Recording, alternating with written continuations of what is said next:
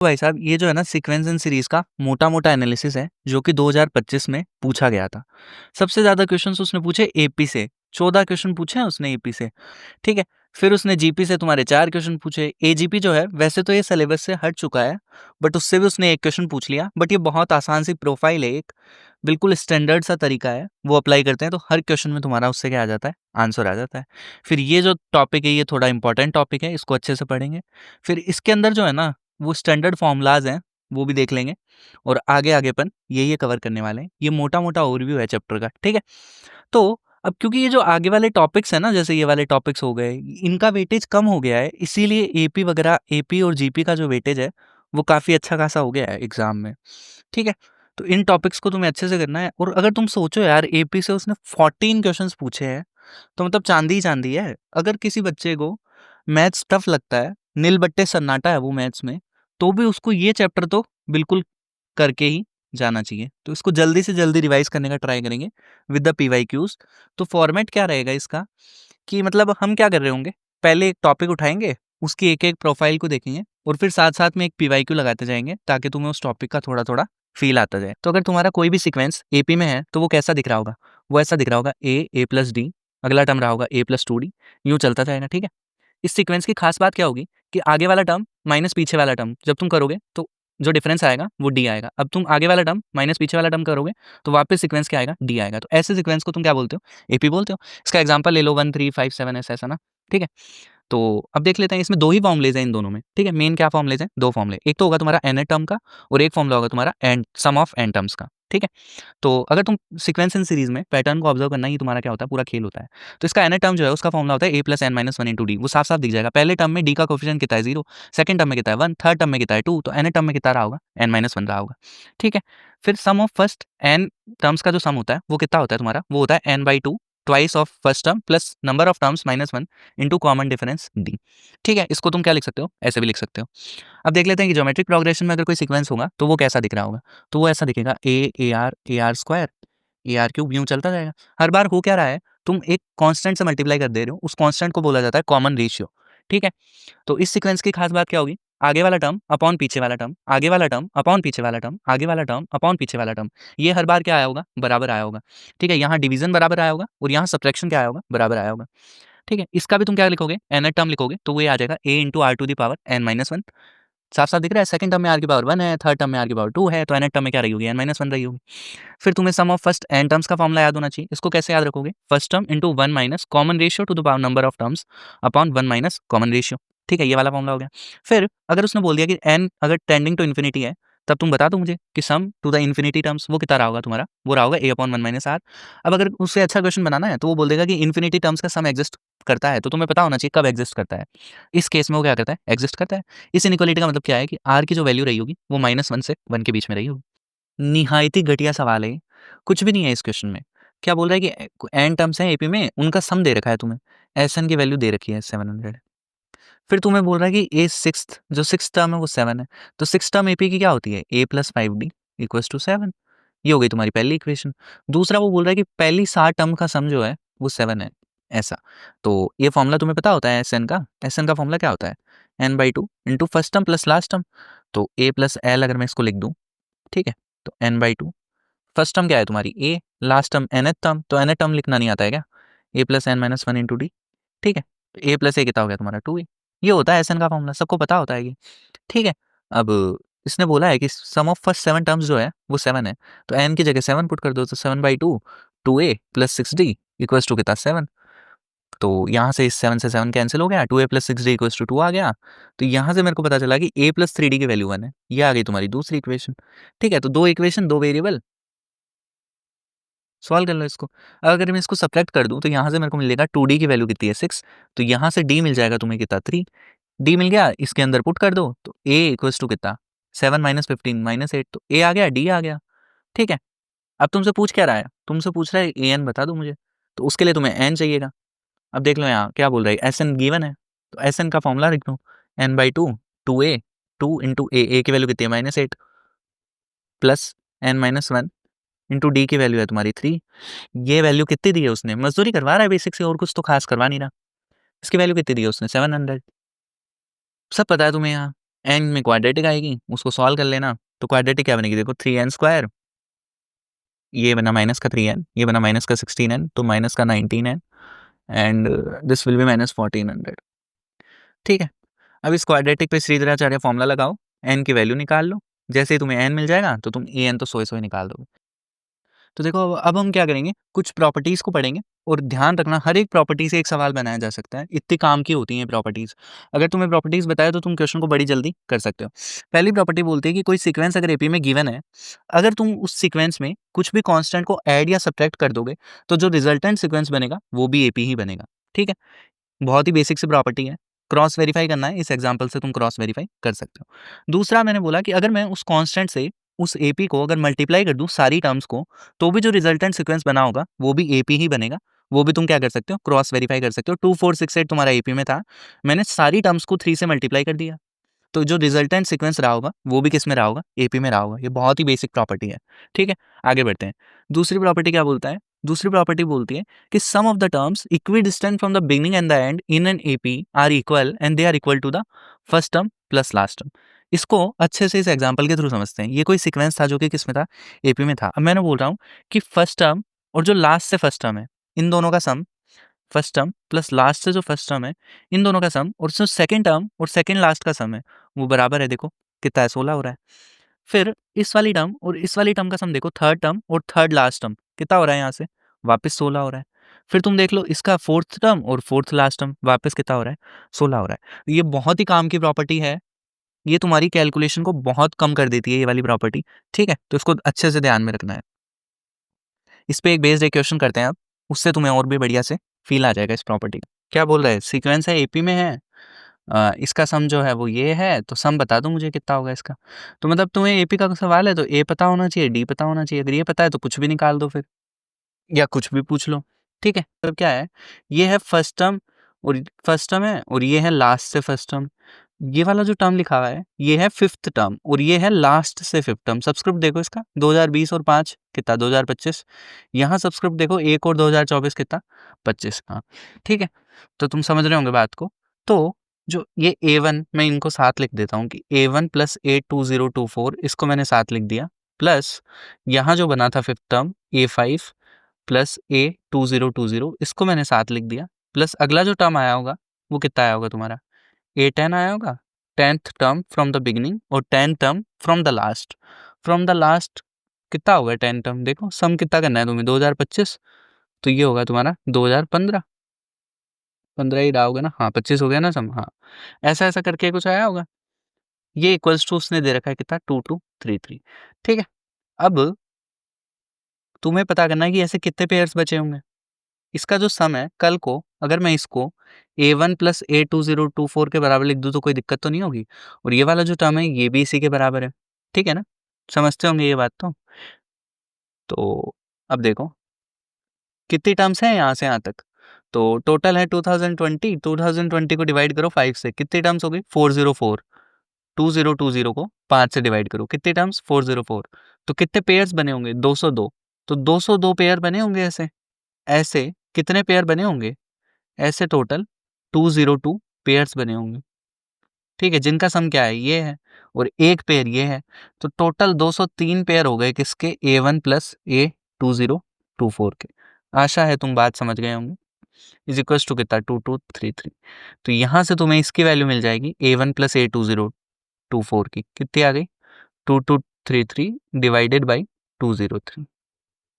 ठीक है, ये शायद 11 है वैल्यू, हाँ 11 ही है। ठीक है, तो अब तुम देख लो इसका सम निकालना था। अब क्या ही था, तुम्हें first term plus last term का सम पता चल गया, सम पूछ रहा है। तो सम क्या होता है तुम्हारा n/2, कितनी टर्म्स है 2024 डिवाइडेड बाई 2 इंटू क्या होता है first term plus last term, वो तो तुमने निकाल लिया कितना है 11। तो खत्म हो गया यार क्वेश्चन तुम्हारा। ठीक है, इसको कैलकुलेट करनी। तो अगली प्रॉपर्टी क्या बोलती है कि तुम्हें कोई सीक्वेंस दिया गया था जो कि एपी में था, कोई दूसरा सीक्वेंस भी एपी में था, इसका कॉमन डिफरेंस कुछ D1 रहा होगा, इसका कुछ कॉमन डिफरेंस D2 रहा होगा। अगर मैं इनमें से कॉमन टर्म्स को उठा के एक सीक्वेंस बनाऊं तो जो रिजल्टेंट सीक्वेंस मेरे पास मिलेगा वो भी क्या होगा, एपी होगा। ठीक है, ये अपनी प्रॉपर्टी बोलती है। उस एपी का जो कॉमन डिफरेंस रहा होगा वो कितना रहा होगा, इन दोनों के डी का एलसीएम रहा होगा, LCM of D1 and D2। अगर मैं कॉमन टर्म से बनने वाली एपी के कॉमन डिफरेंस को डी बोल दूं तो वो ऐसा रहा होगा। पहली टर्म तुम ऑब्जर्वेशन से देख के निकाल दोगे, एग्जाम्पल से देखना बड़ी आसानी से तुम्हें ये समझ आ जाएगा। तो इसका जो मेन कैच है ना वो ये है पूरा। एग्जाम्पल से समझने का ट्राई करते हैं। मैं क्या कहना चाह रहा हूँ, मैं कहना चाह रहा हूँ कि जो कॉमन टर्म से बनने वाला एपी होगा उसका जो nth टर्म रहा होगा वो इन दोनों में से जो छोटा टर्म है उससे छोटा रहा होगा। बस ये समझाना चाहा है मैंने इधर। ठीक है, तो तुम इसको ये सोचो, क्या 29 कभी पहली वाली एपी में आ पाएगा? सोच के देखो, नहीं आ पाएगा ना, क्योंकि इसका लास्ट टर्म ही 23 है। तो ये कभी इसमें आ नहीं पाएगा, तो ये टर्म तो कभी कॉमन हो ही नहीं पाएगा। ठीक है, इसलिए ऐसा होता है। ठीक है, तो क्या बोल रहा है कि ये कोई सीक्वेंस है ये जिसके अंदर ये वाली टर्म्स है, बी के अंदर ऐसी टर्म्स है, तो इसका कॉमन डिफरेंस कितना है D1, इसका कॉमन डिफरेंस है 5, इसका कॉमन डिफरेंस कितना है 7, D2। ठीक है, तो इनकी जो कॉमन टर्म से बनने वाली एपी रही होगी उनका कॉमन डिफरेंस अगर मैं डी बोल दूं तो वो रहा होगा एलसीएम ऑफ कितना 5 और 7 कितना 35। ठीक है, और पहली टर्म अगर बाय ऑब्जर्वेशन तुम देखोगे तो वो कितनी दिख रही है 16 दिख रही है कॉमन टर्म। तो पहली टर्म 16 है, दूसरी टर्म कितनी रही होगी 16 + 35 रही होगी। इस तरह से नंबर ऑफ टर्म्स रही होगी। अब तुम्हें पता करना है कि कितनी नंबर ऑफ टर्म्स रही होंगी इसमें। ठीक है, तो ए वाला जो सीक्वेंस है इसके अंदर भी 2025 टर्म्स है और बी वाला सीक्वेंस जो है इसके अंदर भी 2025 टर्म्स है। ठीक है, मैं कॉमन टर्म्स निकाल क्यों रहा हूँ पहले वो तुम्हें बता देता हूँ। ये निकालना है तुम्हें कितने नंबर ऑफ एलिमेंट्स होंगे इसमें।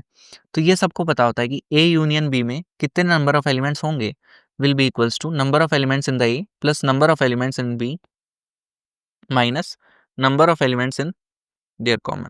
ठीक है, ऐसा होता है।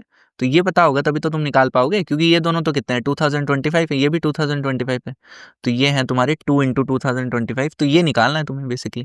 अगर तुम ये निकाल लिए कि कितने नंबर ऑफ एलिमेंट्स हैं कॉमन में तो तुम्हारा काम हो जाएगा। ठीक है, तो देख लेते हैं अब। तो पहले इसके लिए n टर्म n मान लेते हैं, इसमें n टर्म्स नहीं होंगी, तो पहले इसकी 2025 टर्म निकालनी होगी और फिर इसकी 2025। तो इसकी अगर मैं 2025 वाली टर्म निकालूंगा तो वो कैसे निकलेगी 1 + 2024 इंटू इसका कॉमन डिफरेंस, इसका कॉमन डिफरेंस कितना 5। ठीक है, सिमिलरली मैं सेकेंड वाली जो सीक्वेंस है उसकी भी 2025 वाली टर्म निकालूंगा तो वो कैसे निकलेगी 9 + 2024 इंटू उसका कॉमन डिफरेंस कितना है 7। ये निकाल लेना अब। तो यहाँ से साफ साफ दिख रहा है कौन सी टर्म बड़ी है और कौन सी टर्म छोटी है। तो ये वाली टर्म क्या है छोटी है, तो जो टर्म छोटी है वही तो कॉमन हो सकती है ना, बड़ी वाली तो नहीं हो सकती। ठीक है, दोनों में होनी चाहिए ना कॉमन। तो टीएन जो रहा होगा, जो टीएन रहा होगा वो छोटा या बराबर रहा होगा, किससे छोटा या बराबर, इससे बराबर। ठीक है, तो ये लिख देना 1 + 2024 इंटू 5। अब इसकी पहली टर्म कितनी है, इस सीक्वेंस की पहली टर्म है 16, तो ये हो गया तुम्हारा 16 + n-1 इंटू डी। डी कितना है इसका 35। This is less than equals to this thing. अब यहाँ से तुम बेसिक सी मजदूरी है वो तुम्हें खुद करनी है, यहाँ से n की वैल्यू तुम्हें मिल जाएगी। बेसिक कुछ रिजल्ट्स और देख लेते हैं। अगर कोई 3 नंबर तुम्हें एपी में दिए गए हैं तो तुम्हें साफ साफ दिख जाना चाहिए कि twice of the middle term equals to first term plus last term, ऐसा होगा। ये बहुत ही इंपॉर्टेंट रिजल्ट है, इसको तुम बहुत बार यूज कर रहे होंगे। ठीक है, अगला रिजल्ट ये है कि sum of first n odd natural number जो रहा होगा वो n स्क्वायर रहा। फिर ये बोल रखा है कि अगर 3 टर्म्स तुम्हें एज्यूम करने हैं एपी में तो तुम उनको इस तरह से एज्यूम करते हो। बस इसका पर्पस क्या है कि कैलकुलेशन को तुम क्या कर सको, कम कर सको। इनको अगर एडिशन कर दोगे तो डी से डी कैंसिल हो जाएगा। सिमिलरली अगर 4 टर्म्स को तुमको अज्यूम करना है तो ऐसे अज्यूम करोगे, 5 को अज्यूम करना है तो ऐसे अज्यूम करोगे। बट ध्यान रखना जब तुम ऐसे अज्यूम करो तो फर्स्ट टर्म जो है वो a - d है, a नहीं है। ठीक है, इसका ध्यान रखना, ये गलती काफी लोग करते हैं। ठीक है, सिमिलरली अगर तुम्हें जीपी में 3 नंबर अज्यूम करना है तो तुम इस तरह से अज्यूम करोगे, अगर 4 करने हैं तो इस तरह से कर रहे हैं, और 5 अगर करने हैं तो क्या रहा होगा देखो, यहाँ से रिलेट करने का ट्राई करो तो दिख जाएगा तुम्हें क्या रहा होगा a/r², a/r, a/r और a/r²। ठीक है, तो समझ गए होंगे, समझदार हो तुम। ये तो बहुत बेसिक बेसिक रिजल्ट है। ठीक है, आगे जैसे अपन ने एपी में प्रॉपर्टीज पढ़ी थी वैसे ही प्रॉपर्टीज हैं जीपी में, तो उनको भी देख लेते हैं। क्या बोल रहा है कि अगर कोई सीक्वेंस तुम्हें जीपी में दिया गया है और तुमने उसको किसी कांस्टेंट से मल्टीप्लाई कर दिया तो जो रिजल्टेंट सीक्वेंस रहा होगा वो भी जीपी रहा होगा। या फिर क्या कर दिया कि उनकी पावर ले ली सबकी सेम कांस्टेंट, तो वो भी क्या रहा होगा जीपी रहा होगा। सेम जैसा कि एपी में था वैसा ही है ये रिजल्ट भी। फिर ये बोल रखा है ये टर्म्स इक्विडिस्टेंट जो होंगी स्टार्टिंग से और एंड से, उनका जो प्रोडक्ट रहा होगा वो क्या रहा होगा इक्वल रहा होगा। एपी वाले केस में क्या इक्वल था सम, यहाँ क्या इक्वल है प्रोडक्ट इक्वल है। ये बहुत इंपॉर्टेंट रिजल्ट है और ये वाला भी बहुत इंपॉर्टेंट रिजल्ट है। इससे तुम्हारी कैलकुलेशन जो होगी ना वो काफ़ी कम हो जाएगी। ये क्या बोल रहा है कि अगर कोई 3 नंबर तुम्हें दिए गए हैं वो जीपी में है, क्या कि जो मिडल वाली टर्म है इसका जो स्क्वायर रहा होगा is equals to what first term into last term, ऐसा रहा होगा। इस रिजल्ट को भी तुम काफ़ी बार यूज़ कर रहे होंगे। नया टॉपिक है ना अर्थमेटिक मीन, इसको 2 तरीके से समझाया जाता है, ठीक है? पहले तो होता है अर्थमेटिक मीन ऑफ नंबर्स, इसका सिंपल सा मतलब होता है एवरेज, और कुछ भी नहीं। अगर तुम्हारे पास कोई 2 नंबर थे, उनका तुमने एवरेज निकाल दिया, तो इसको बोलते हैं arithmetic mean of these 2 numbers. अगर 3 नंबर थे, तो तीनों का एवरेज निकाल दिया, ठीक है? फिर एक वैरायटी होती है जिसमें तुम क्या करते हो कि कोई 2 नंबर थे, लेट्स से ए और बी तुम्हारे पास, उनके बीच में तुमने कोई एक नंबर इंसर्ट किया इस तरह से कि ये जो तुम्हारा सीक्वेंस है, ये एपी बन गया। अगर ऐसा हुआ तो तुम इस ए1 को बोल सकते हो कि ए1 जो है वो एक अर्थमेटिक मीन है, जो कि ए और बी के बीच में इंसर्ट किया गया है। अब अगर मैं बोल दूं कि नहीं, मैं एक नहीं 2 अर्थमेटिक मीन इंसर्ट करूंगा इस तरह से, तो क्या होगा कि ये पूरा सीक्वेंस अगर एपी में है, तब तुम इनको बोलोगे कि ये क्या है, अर्थमेटिक मीन्स है। या फिर ये अगर अर्थमेटिक मीन है, तब ये पूरा सीक्वेंस किस में है, एपी में है, ऐसा भी बोल सकते हो, ठीक है? तो ये तुम्हें समझ में आ गया होगा। अब अगर मैं बोल दूं कि अगर तुम्हारे पास n, जनरलाइज कर देते हैं इस रिजल्ट को, अगर n अर्थमेटिक मीन्स जो हैं वो इंसर्टेड हैं कोई 2 नंबर a और b के बीच में, तो तुम्हें रिजल्ट पता होना चाहिए कि पहली बात तो ये सीक्वेंस किस में होगा, AP में। और एक तुम्हें रिजल्ट पता होना चाहिए कि d की वैल्यू डायरेक्ट कैसे कैलकुलेट करते हैं, तो d की वैल्यू होती है b minus a upon n+1। यहाँ ये ध्यान रखना कि n जो है ये टोटल नंबर ऑफ टर्म्स नहीं है, ये अर्थमेटिक मीन का जो नंबर है ना, कितने अर्थमेटिक मीन है, वो है ये n, ठीक है? तो एक तो ये रिजल्ट हो गया। एक रिजल्ट होता है इन सभी का सम, तो इन सभी का जो सम होता है A1 से लेके AN तक का, इसका डायरेक्ट फॉर्मूला होता है क्या, कि n into arithmetic mean of these 2 numbers A और B। तो ये कितना होता है तुम्हारा A प्लस B/2। तो इस पे क्वेश्चन करने से पहले एक बहुत ही इंटरेस्टिंग सी चीज़ देख लेते हैं। यहाँ जो A1 लिखा हुआ है ना, ये कितना होगा तुम्हारा A प्लस D, A2 कितना होगा तुम्हारा A प्लस 2D। तो अगर मैं AK की बात कर लूँ तो वो कितना होगा तुम्हारा A प्लस KD। अब यहाँ ये ध्यान रखना कि ये जो AK है, ये इस सीक्वेंस में K+1 टर्म है, ठीक है? Kth टर्म नहीं है ये। A1 जो है वो इस सीक्वेंस का सेकंड टर्म है, A2 जो है वो इस सीक्वेंस का थर्ड टर्म है, इसलिए ये रिजल्ट क्या हो रहा है, इस तरह से होल्ड कर रहा है। अब एक क्वेश्चन देख लेते हैं, क्या बोल रहा है कि n अर्थमेटिक मीन्स इंसर्टेड किए गए हैं 2 नंबर के बीच में। एक नंबर है तुम्हारा A और एक नंबर है 100, इसके बीच में मैंने n अर्थमेटिक मीन्स इंसर्ट कर दी। तो इसका मतलब क्या है कि ये पूरा सीक्वेंस किस में है, तुम्हारा AP में। फिर उसने एक रिलेशन दिया है कि ratio of the first mean to the last mean is कितना, 1/7। तो फर्स्ट वाले को मैं क्या लिख सकता हूँ, A प्लस डी, और लास्ट वाले को मैं क्या लिख सकता हूँ, 100 माइनस डी।